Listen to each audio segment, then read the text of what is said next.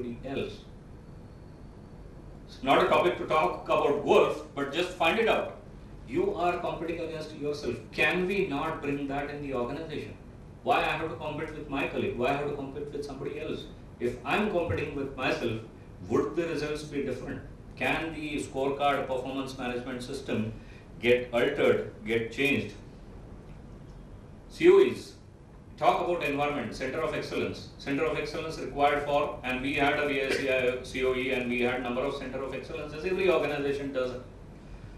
What is the environment? And if you need to understand the environment, let me talk about or give just two examples. One is everybody has, each one of us, in fact, have a place where we get calmness, we get serenity.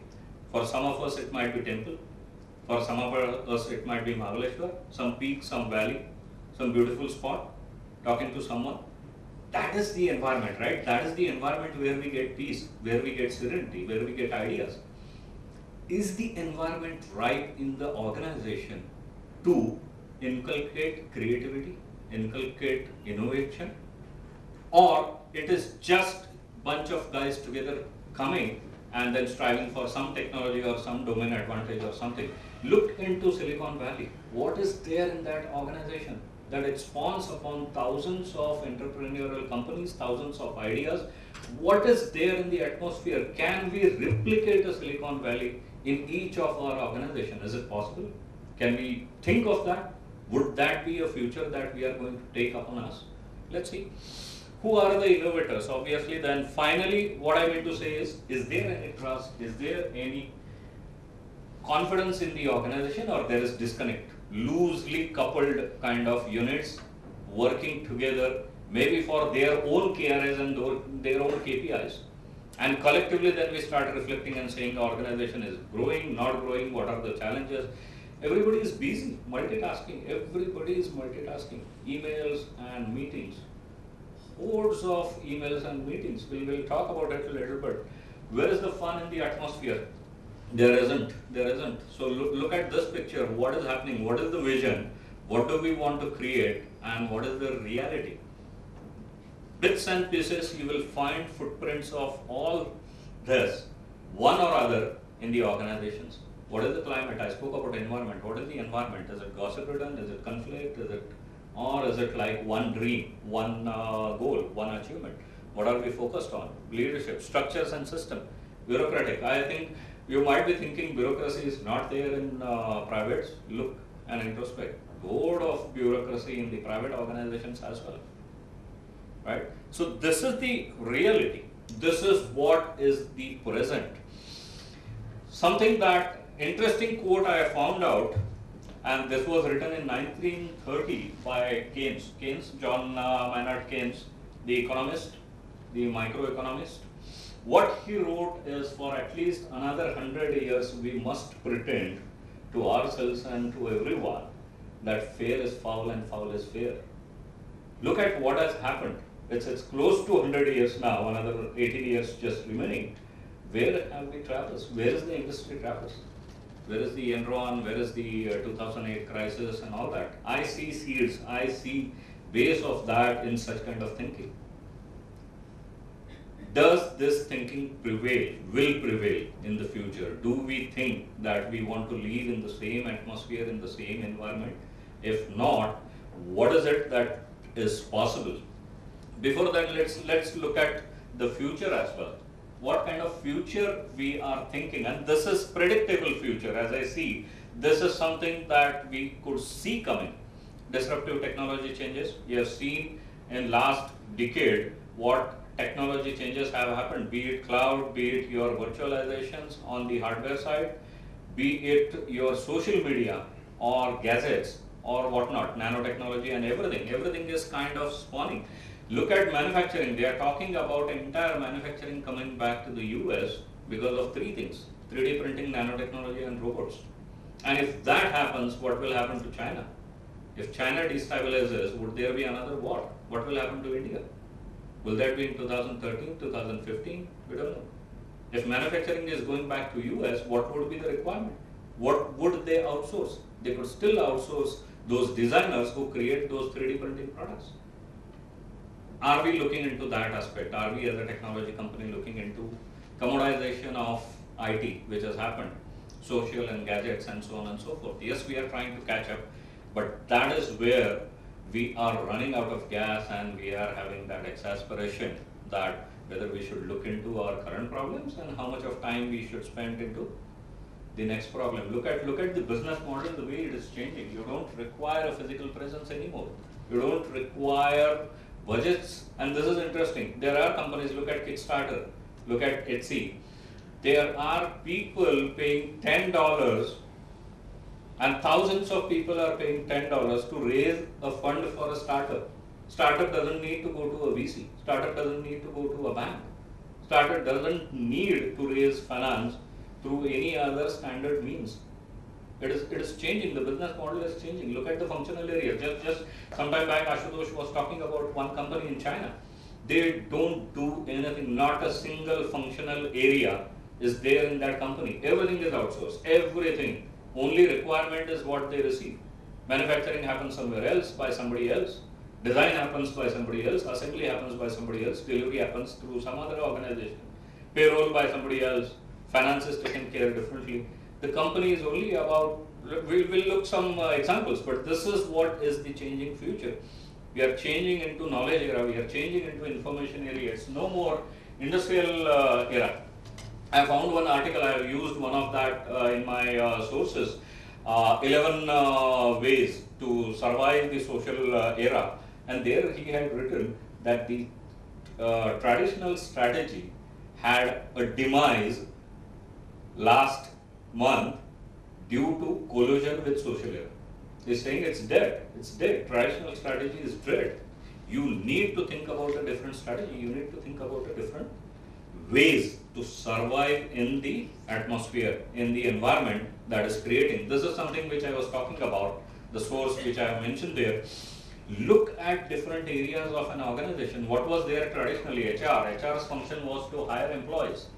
Singularity University, only 10 employees. Rest all is the content and curators created worldwide by people coming forth many a times without looking for any compensation. Probably they want to establish their brand or they have a sheer urge to look for society.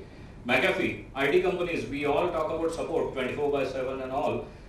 McAfee did their entire support through online asking for people to contribute. You can't imagine, this is not a imaginable thing that can happen. How can you do that? How can people support your product who doesn't know the product, who are not employed with you?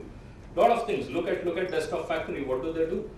Even today publication happens that way. Not like earlier days where thousands of books are printed and then distributed and warehoused and kept. It's on demand printing. You go to Flipkart, you go to Amazon, order a book, not necessarily they will be in their warehouse. They'll just pass it on to the publisher and they will print it, they will ship it. So things are changing at a horrific pace, at a tremendous pace that we are unable to catch up with. What does that tell us? What could we think of our future? What do we see forthcoming? If we continue what we are doing today, past is losing relevance. It's changing so drastically, so fast, that you can't say that 2 years back or 1 year back we did that. The environment has completely changed. That knowledge is not going to make much difference in today's world. So the challenge is limitations with the current strategy, limitations with the traditional thinking, what we had, limitations with the theories. Even management institutes and everyone is changing today. Current action will lead into the same results. It will not lead into drastical results or drastical change. And obviously command and control is not going to be a workable order. Those days are gone. Today we are talking about Gen Y. Today we are talking about knowledge workers. Command and control organization structure doesn't work there. So what could be the predictable future? What we can write differently? First and foremost, can we write it differently? Can we create our own future? Find out. That is why I said this is not something to be understood. This is something to be reflected upon. This is something to be get into inquiry, get into awareness. Start thinking what is missing. Start thinking what actions will produce different results. Are today's actions sufficient, or you need some different actions to produce different results? What is the permanent motivator? Is there, in fact, is there any permanent motivator? And what can bring stability and long-term sustainability? Let's see. Just painting a picture, just painting a future, what's possible? This is reflecting about you and your organization. What's possible about your organization? What future that you see, what future you can dream of in your organization. We definitely see that if the intent is larger, people cajole. Take example of Wari, the Ashadi Wari that goes to Pandharpur. Who pays them? Who invites them? Who sends loads of trucks for like a political rally? Does that happen? It doesn't. There is a larger intent, there is a bigger and larger intent behind that which motivates people, which brings people there. So can we start looking into these personal aspects into management? Just look at how we spend time in an organization. How much of today's time goes into operational aspects, solving current problems, and how much of time does go into futuristic solutions? Envision, I see a dream that CEO of a company is resting. He's just resting and dreaming probably. He's just envisioning, just creating a future. Because he is least bothered. The organization is on autopilot. Today it is not. Organizations are not on autopilot. Every time there is a crisis mode. I'm sorry to say, he rushed and he said there is some emergency. I'm not saying anything. This is part of our life. I'm not standing and I'm not on a different plane. This is part of our life. This is natural to us to react in that fashion. This is natural to us that we fall prey to what actions we are producing today. Can we create a different future? Can we think of a different future? Just one example, how much time is spent by management on the floor? I'll show in next slide what difference and what questions it has. How much meetings? I think this I have seen, probably my word is again different. I don't know how many of you have lived into MNCs. Hordes of meetings throughout the day. It was like calendar used to be like back to back, back to back, back to back. I'm just running from one corner to the other, one meeting to the other. And that was more in US. When I was in US, my entire day used to go spent in meetings only. When I used to get time, very rare. So then I either come up early. I saw people there coming at 7 o'clock in the morning just to finish their email and just to finish their work, because once the day starts, hardly you get time. People have brunch in the meetings. They carry a coffee mug, the flour, and then some sandwich or something, and everybody eats in the meeting. It's acceptable practice there because people don't have time. And guess how many of those meetings are productive? How many of those? I have seen a number of times the meeting doesn't really produce results. There is a different topic on negotiation skills, and there it says that many meetings go round and round and round and round and round in circles. If you go to Paris and be in France, you will find that there the meeting starts only in the last 5 minutes, because before that it's all chit chat, it's all gossip, it's all fun. It's a fun loving country, right? They just talk about everything, and then last 5 minutes, oh, why we are here for?